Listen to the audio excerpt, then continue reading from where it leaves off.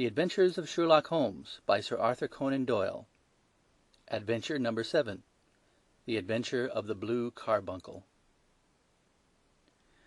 I had called upon my friend Sherlock Holmes upon the second morning after Christmas, with the intention of wishing him the compliments of the season.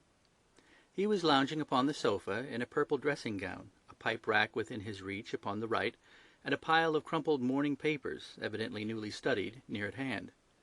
Beside the couch was a wooden chair, and on the angle of the back hung a very seedy and disreputable hard felt hat, much the worse for wear, and cracked in several places. A lens and a forceps lying upon the seat of the chair suggested that the hat had been suspended in this manner for the purpose of examination. "You are engaged," said I. "Perhaps I interrupt you." "Not at all. I'm glad to have a friend with whom I can discuss my results. The matter is a perfectly trivial one." He jerked his thumb in the direction of the old hat. "But there are points in connection with it which are not entirely devoid of interest, and even of instruction." I seated myself in his armchair and warmed my hands before his crackling fire, for a sharp frost had set in, and the windows were thick with the ice crystals. "I suppose," I remarked, "that, homely as it looks, this thing has some deadly story linked on to it, that it is the clue which will guide you in the solution of some mystery and the punishment of some crime." No crime," said Sherlock Holmes, laughing. "Only one of those whimsical little incidents which will happen when you have 4,000,000 human beings all jostling each other within the space of a few square miles. Amid the action and reaction of so dense a swarm of humanity, every possible combination of events may be expected to take place, and many a little problem will be presented which may be striking and bizarre without being criminal. We have already had experience of such." "So much so," I remarked, "that of the last 6 cases which I have added to my notes, 3 have been entirely free of any legal crime." "Precisely. You allude to my attempt to recover the Irene Adler papers, to the singular case of Miss Mary Sutherland, and to the adventure of the man with the twisted lip. Well, I have no doubt that this small matter will fall into the same innocent category. You know Peterson, the commissionaire?" "Yes." "It is to him that this trophy belongs." "It is his hat." No, he found it. Its owner is unknown. I beg that you will look upon it not as a battered billycock, but as an intellectual problem. And first, as to how it came here. It arrived upon Christmas morning in company with a good fat goose, which is, I have no doubt, roasting at this moment in front of Peterson's fire. The facts are these. About 4 o'clock on Christmas morning, Peterson, who, as you know, is a very honest fellow, was returning from some small jollification, and was making his way homeward down Tottenham Court Road. In front of him he saw, in the gaslight, a tallish man walking with a slight stagger and carrying a white goose slung over his shoulder. As he reached the corner of Goodge Street, a row broke out between this stranger and a little knot of roughs. One of the latter knocked off the man's hat, on which he raised his stick to defend himself, and swinging it over his head, smashed the shop window behind him. Peterson had rushed forward to protect the stranger from his assailants, but the man, shocked at having broken the window, and seeing an official-looking person in uniform rushing towards him, dropped his goose, took to his heels, and vanished amid the labyrinth of small streets which lie at the back of Tottenham Court Road. The roughs had also fled at the appearance of Peterson, so that he was left in possession of the field of battle, and also of the spoils of victory, in the shape of this battered hat and a most unimpeachable Christmas goose. Which surely he restored to their owner. My dear fellow, there lies the problem. It is true that "For Mrs. Henry Baker" was printed upon a small card which had been tied to the bird's left leg, and it is also true that the initials H.B. are legible upon the lining of this hat. But as there are some thousands of Bakers and some hundreds of Henry Bakers in this city of ours, it's not easy to restore lost property to any one of them. What then did Peterson do? He brought round both hat and goose to me on Christmas morning, knowing that even the smallest problems are of interest to me. The goose we retained until this morning, when there were signs that, in spite of the slight frost, it would be well that it should be eaten without unnecessary delay. Its finder has carried it off, therefore, to fulfill the ultimate destiny of a goose, while I continue to retain the hat of the unknown gentleman who lost his Christmas dinner. Did he not advertise? No. Then what clue could you have as to his identity? Only as much as we can deduce. From his hat? Precisely. But you're joking. What can you gather from this old battered felt? Here is my lens. You know my methods. What can you gather yourself as to the individuality of the man who has worn this article?" I took the tattered object in my hands and turned it over rather ruefully. It was a very ordinary black hat of the usual round shape, hard and much the worse for wear. The lining had been of red silk, but was a good deal discoloured. There was no maker's name, but as Holmes had remarked, the initials H.B. were scrawled upon one side. It was pierced in the brim for a hat securer, but the elastic was missing.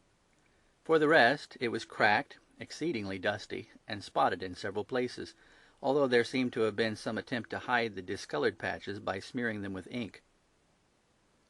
"I can see nothing," said I, handing it back to my friend. "On the contrary, Watson, you can see everything. You fail, however, to reason from what you see. You are too timid in drawing your inferences." "Then pray tell me what it is that you can infer from this hat." He picked it up and gazed at it in the peculiar introspective fashion which was characteristic of him. "It is perhaps less suggestive than it might have been," he remarked. "And yet there are a few inferences which are very distinct, and a few others which represent at least a small balance of probability. That the man was highly intellectual is of course obvious upon the face of it, and also that he was fairly well to do within the last 3 years, although he has now fallen upon evil days. He had foresight, but has less now than formerly, pointing to a moral retrogression, which when taken with the decline of his fortunes seems to indicate some evil influence, probably drink, at work upon him. This may account also for the obvious fact that his wife has ceased to love him." "My dear Holmes!" "He has, however, retained some degree of self-respect," he continued, disregarding my remonstrance. "He is a man who leads a sedentary life, goes out little, is out of training entirely, is middle-aged, has grizzled hair which he has had cut within the last few days, and which he anoints with lime cream. These are the more patent facts which may be deduced from his hat. Also, by the way, that it is extremely improbable that he has had gas laid on in his house." "You're certainly joking, Holmes." "Not in the least. Is it possible that even now, when I gave you these results, you are unable to see how they are attained?" "I have no doubt that I am very stupid, but I must confess that I am unable to follow you. For example, how did you deduce that this man was intellectual?" For answer Holmes clapped the hat upon his head. It came right over the forehead and settled upon the bridge of his nose. "It is a question of cubic capacity," said he. "A man with so large a brain must have something in it." "The decline in his fortunes, then?" "This hat is 3 years old. These flat brims curled at the edge came in then. It is a hat of the very best quality. Look at the band of ribbed silk and the excellent lining. If this man could afford to buy so expensive a hat 3 years ago, and has had no hat since, then he has assuredly gone down in the world." "Well, that is clear enough, certainly. But how about the foresight and the moral retrogression?" Sherlock Holmes laughed. "Here is the foresight," said he, putting his finger upon the little disc and loop of the hat securer. "They are never sold upon hats. If this man ordered one, it is a sign of a certain amount of foresight, since he went out of his way to take this precaution against the wind. But since we see that he has broken the elastic and is not troubled to replace it, it is obvious that he has less foresight now than formerly, which is a distinct proof of a weakening nature. On the other hand, he has endeavoured to conceal some of these stains upon the felt by daubing them with ink, which is a sign that he has not entirely lost his self-respect." "Your reasoning is certainly plausible."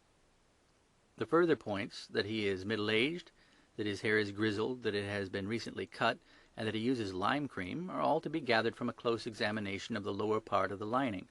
The lens discloses a large number of hair ends, clean cut by the scissors of the barber. They all appear to be adhesive, and there is a distinct odour of lime cream. This dust, as you will observe, is not the gritty grey dust of the street, but the fluffy brown dust of the house, showing that it has been hung up indoors most of the time, while the marks of moisture upon the inside are proof positive that the wearer perspired very freely, and could therefore hardly be in the best of training." "But his wife, you said that she had ceased to love him." "This hat has not been brushed for weeks. When I see you, my dear Watson, with a week's accumulation of dust upon your hat, and when your wife allows you to go out in such a state, I shall fear that you also have been unfortunate enough to lose your wife's affection." But he might be a bachelor. Nay, he was bringing home the goose as a peace offering to his wife. Remember the card upon the bird's leg? You have an answer for everything. But how on earth do you deduce that the gas is not laid on in his house? One tallow stain, or even two, might come by chance, but when I see no less than 5, I think that there can be little doubt that the individual must be brought into frequent contact with burning tallow, walks upstairs at night probably, with his hat in one hand and a guttering candle in the other. Anyhow, he never got tallow stains from a gas jet. Are you satisfied? Well, it is very ingenious, said I, laughing. But since, as you said just now, there has been no crime committed and no harm done save the loss of a goose, all this seems to be rather a waste of energy. Sherlock Holmes had opened his mouth to reply when the door flew open, and Peterson, the commissionaire, rushed into the apartment with flushed cheeks and the face of a man who is dazed with astonishment. "The goose, Mr. Holmes! The goose, sir!" he gasped. "Eh? What of it, then? Has it returned to life and flapped off through the kitchen window?" Holmes twisted himself round upon the sofa to get a fairer view of the man's excited face. "See here, sir! See what my wife found in its crop!" He held out his hand and displayed upon the centre of the palm a brilliantly scintillating blue stone, rather smaller than a bean in size, but of such purity and radiance that it twinkled like an electric point in the dark hollow of his hand. Sherlock Holmes sat up with a whistle. "By Jove, Peterson," said he, "this is a treasure trove indeed. I suppose you know what you've got." "A diamond, sir! A precious stone! It cuts into glass as though it were putty." "It's more than a precious stone. It's the precious stone." "Not the Countess of Morcar's blue carbuncle!" I ejaculated. "Precisely so. I ought to know its size and shape, seeing that I have read the advertisement about it in the Times every day lately. It is absolutely unique, and its value can only be conjectured, but the reward offered of £1,000 is certainly not within a 20th part of the market price." £1,000! Great Lord a mercy! The commissionaire plumped down into a chair and stared from one to the other of us. "That is the reward, and I have reason to know that there are sentimental considerations in the background which could induce the Countess to part with half her fortune if she could just recover the gem." "It was lost, if I remember aright, at the Hotel Cosmopolitan," I remarked. "Precisely so, on the 22nd of December, just 5 days ago.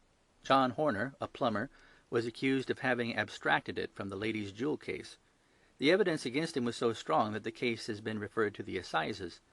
I have some account of the matter here, I believe."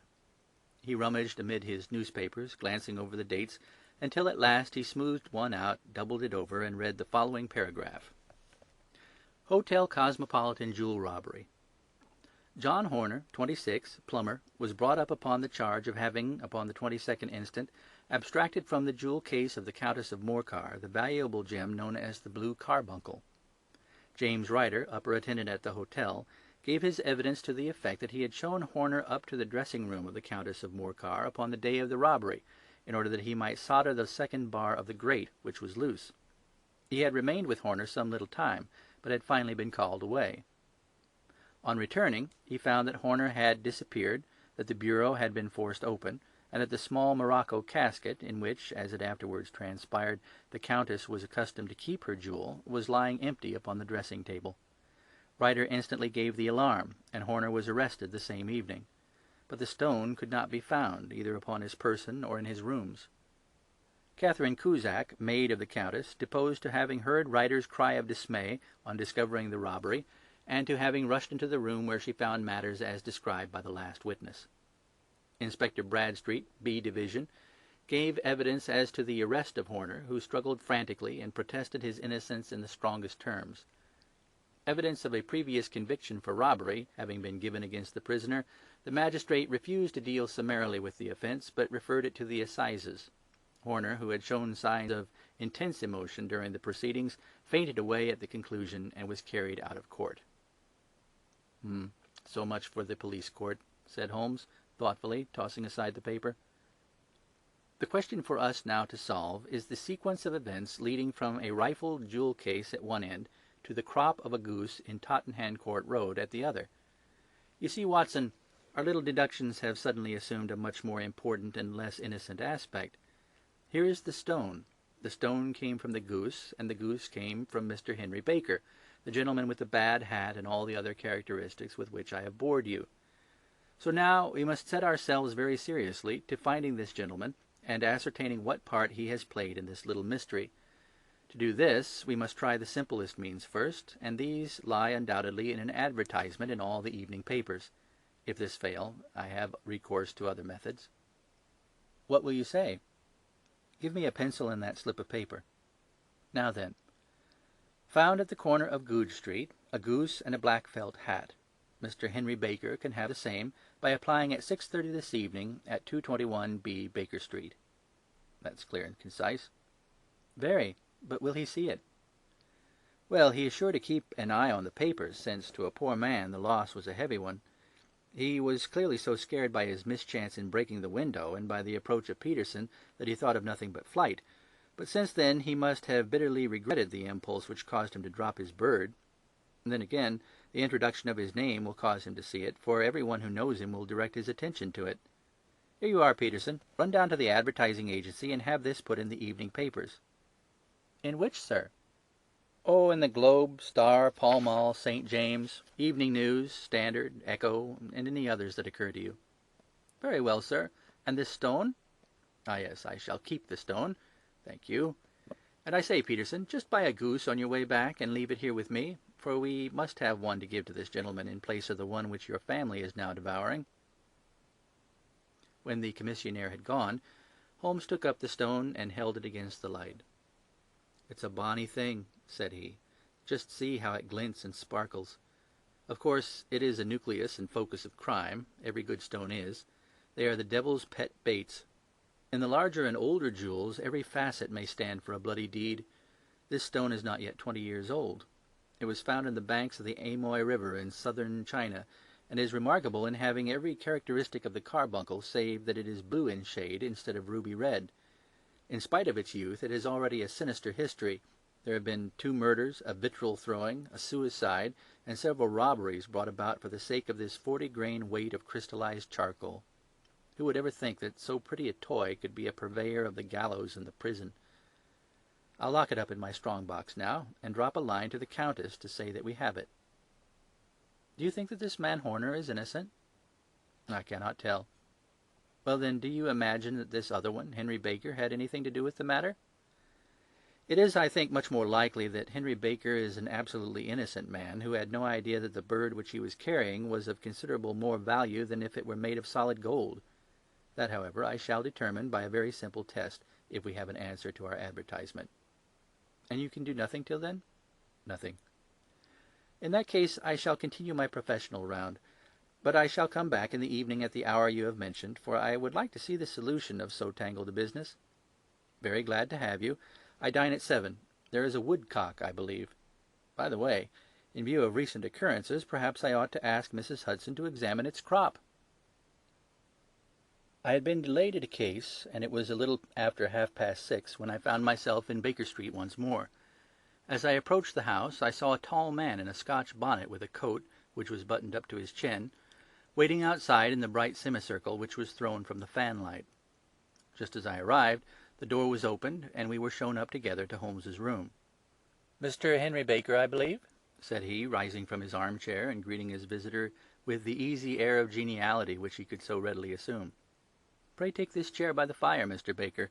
It's a cold night, and I observe that your circulation is more adapted for summer than for winter. Ah, Watson, you have just come at the right time. Is that your hat, Mr. Baker?" "Yes, sir, that is undoubtedly my hat." He was a large man, with rounded shoulders, a massive head, and a broad, intelligent face, sloping down to a pointed beard of grizzled brown. A touch of red in nose and cheeks, with a slight tremor in his extended hand, recalled Holmes's surmise as to his habits. His rusty brown frock coat was buttoned right up in front, with the collar turned up, and his lank wrists protruded from his sleeves without a sign of cuff or shirt. He spoke in a slow staccato fashion, choosing his words with care, and gave the impression generally of a man of learning and letters who had had ill usage at the hands of fortune. "We have retained these things for some days," said Holmes, "because we expected to see an advertisement from you giving your address. I am at a loss to know now why you did not advertise." Our visitor gave a rather shamefaced laugh. "Shillings have not been so plentiful with me as they once were," he remarked. "I had no doubt that the gang of roughs who assaulted me had carried off both my hat and the bird. I did not care to spend more money in a hopeless attempt to recover them." "Very naturally.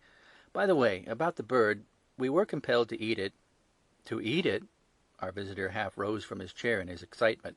"Yes, it would have been no use to anyone had we not done so. But I presume that this other goose upon the sideboard, which is about the same weight and perfectly fresh, will answer your purpose equally well?" "Oh, certainly, certainly," answered Mr. Baker, with a sigh of relief. "Of course, we still have the feathers, legs, crop, and so on of your own bird, so if you wish—" The man burst into a hearty laugh.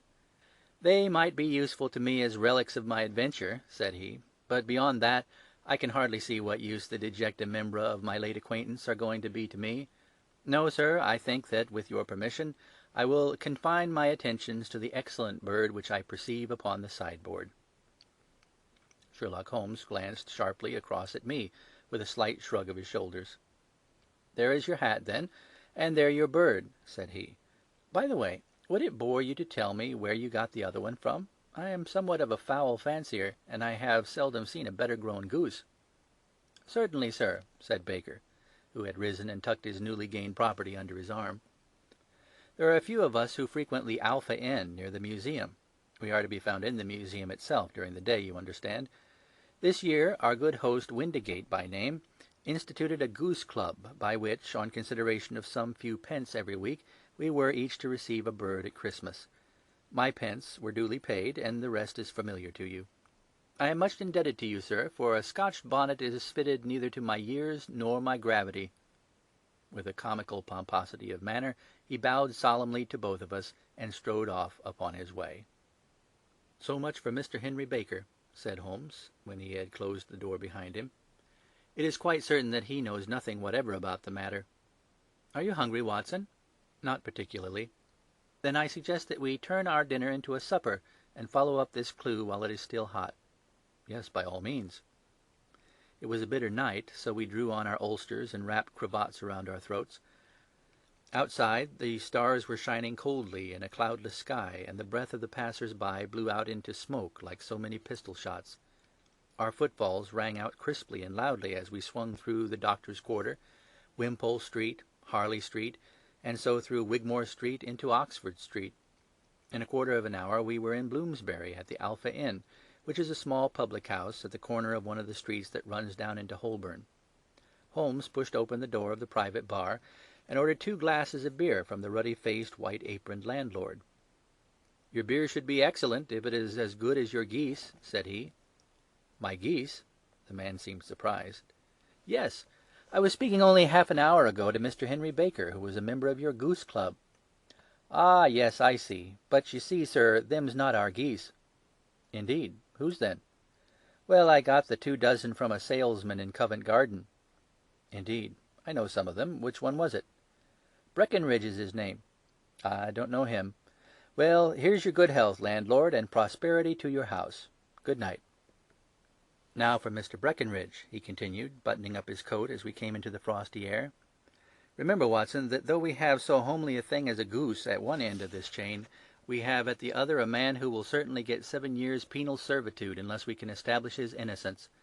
It is possible that our inquiry may but confirm his guilt, but in any case we have a line of investigation which has been missed by the police, and which a singular chance has placed into our hands. Let us follow it out to the bitter end. Faces to the south, then, and quick march."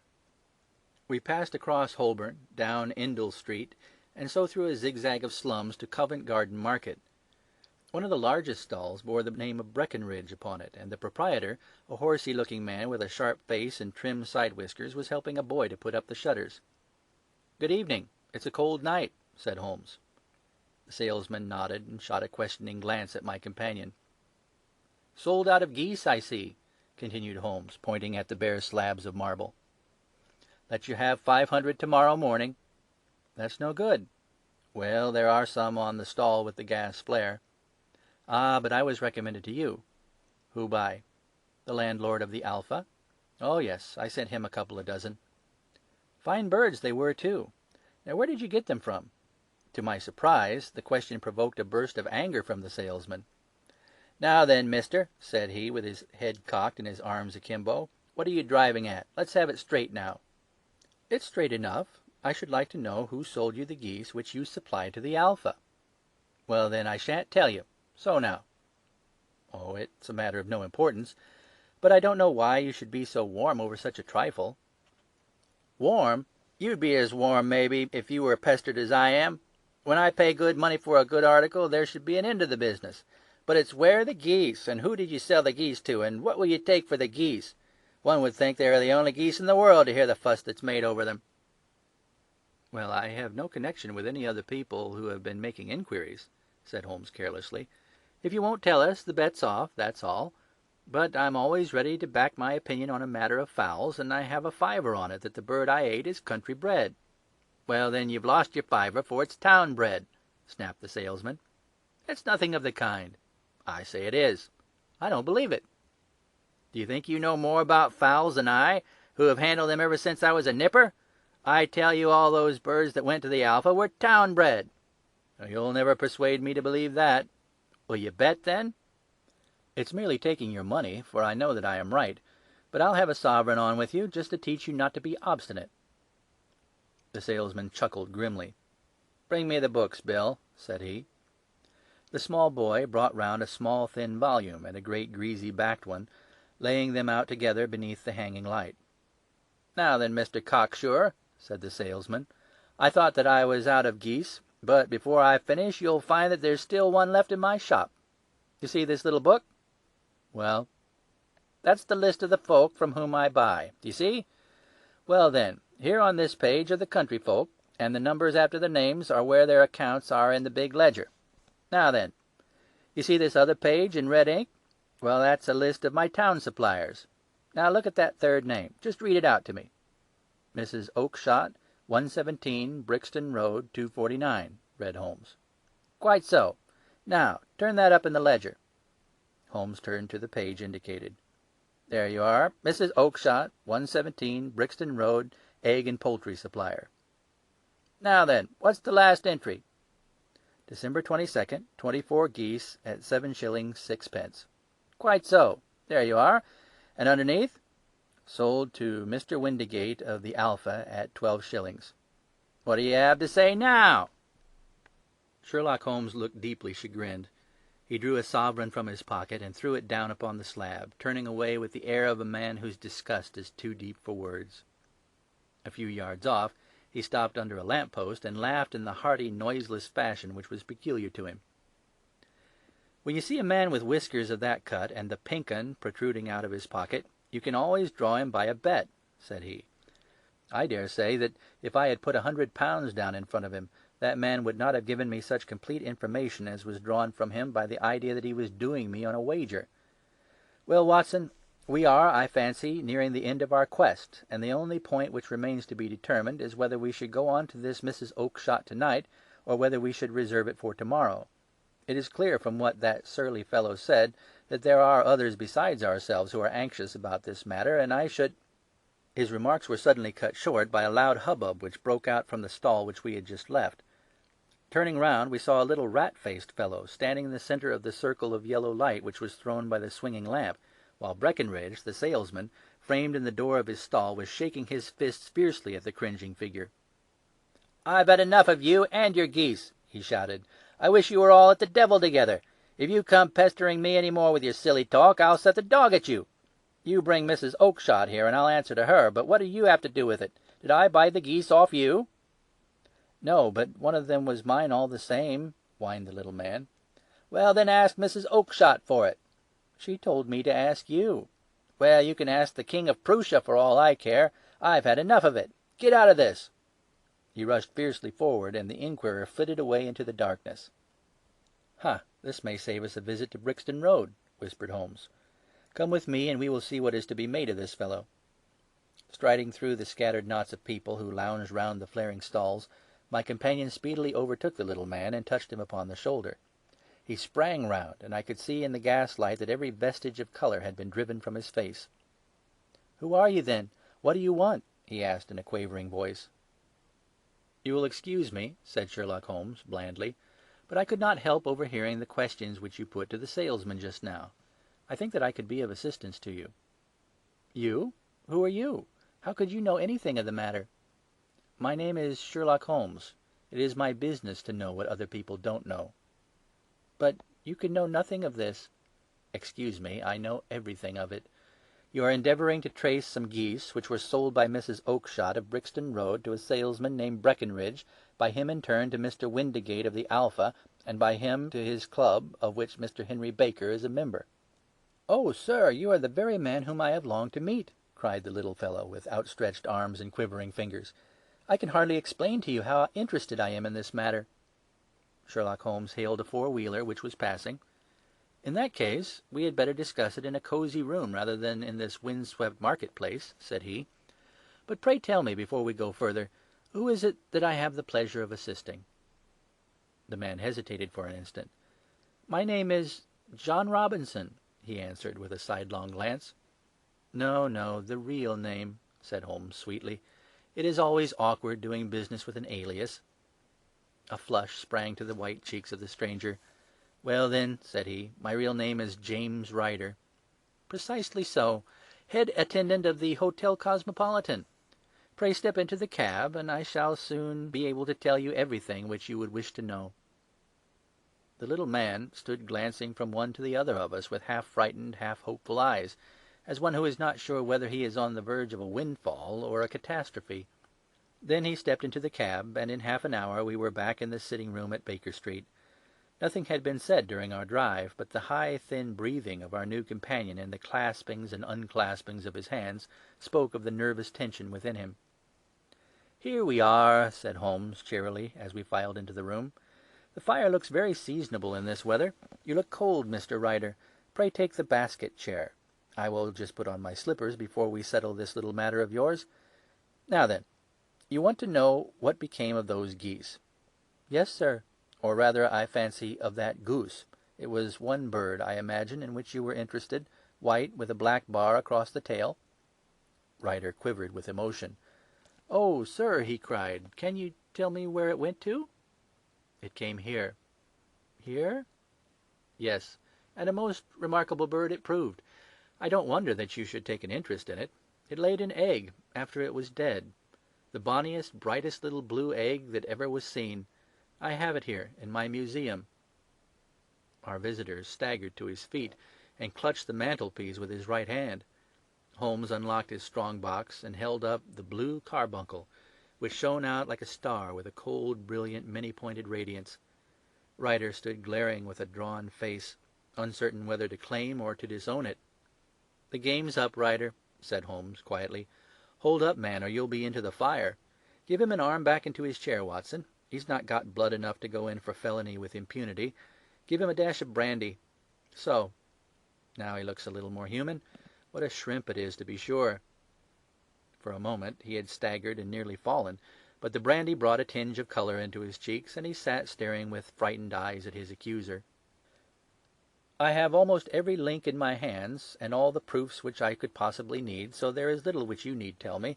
Still, that little may as well be cleared up to make your case complete. You had heard, Ryder, of this blue stone of the Countess of Morcar's?" "It was Catherine Cusack who told me of it," said he, in a crackling voice. "I see, her ladyship's waiting-maid. Well, the temptation of sudden wealth so easily acquired was too much for you, as it has been for better men before you. But you were not very scrupulous in the means you used. It seems to me, Ryder, that there is the making of a very pretty villain in you. You knew that this man Horner, the plumber, had been concerned in some such matter before, and that suspicion would rest more readily upon him. What did you do then? You made some small job in my lady's room, you and your confederate Cusack, and you managed that he should be the man sent for.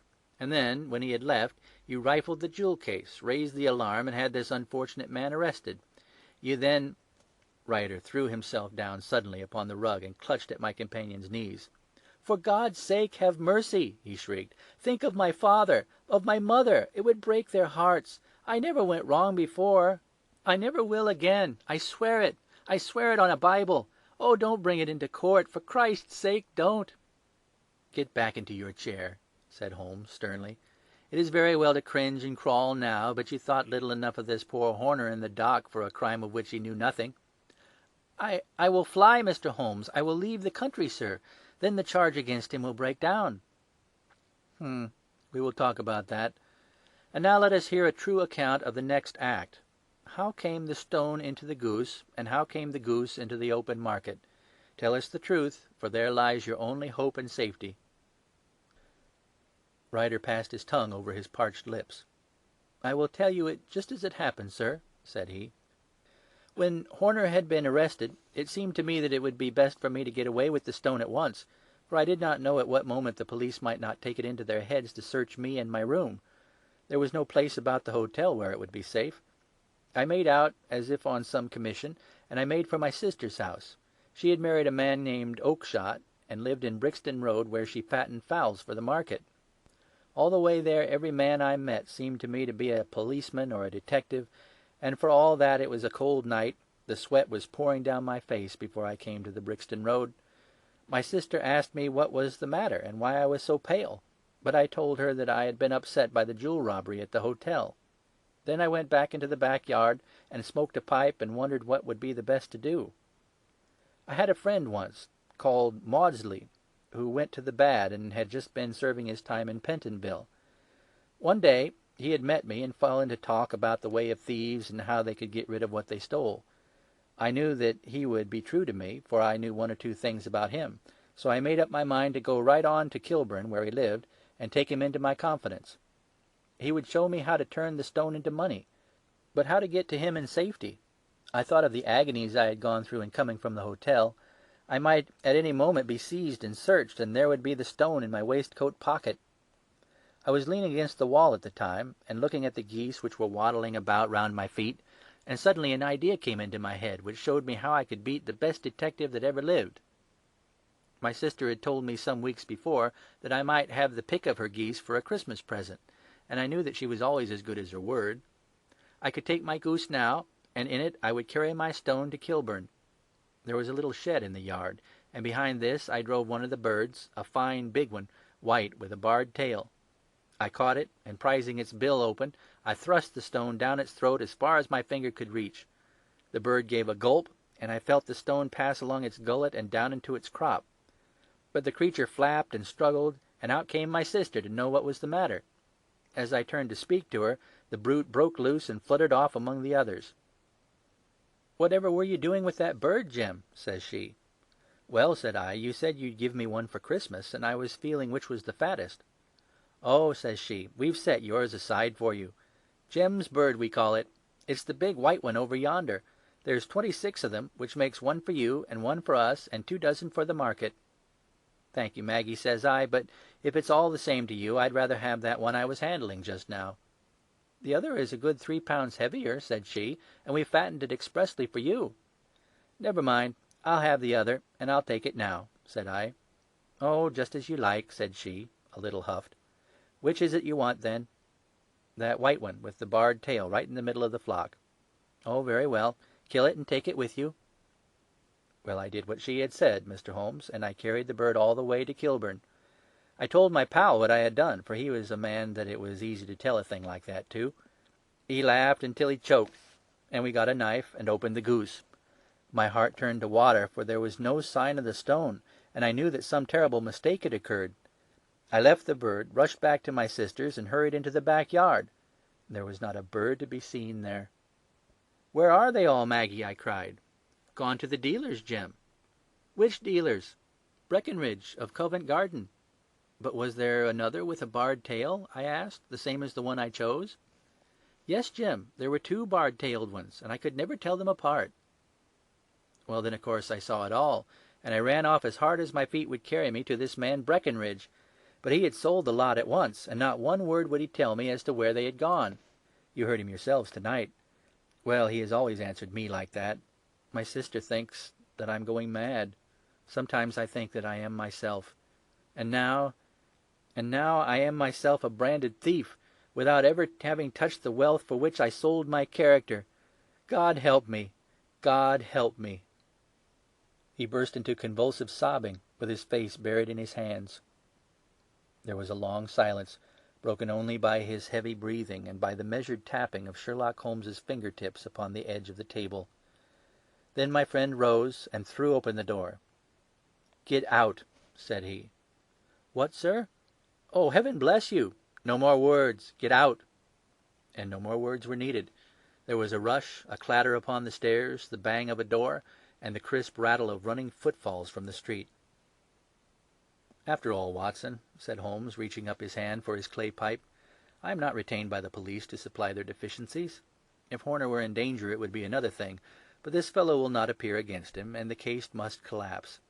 I suppose that I am commuting a felony, but it is just possible that I am saving a soul. This fellow will not go wrong again.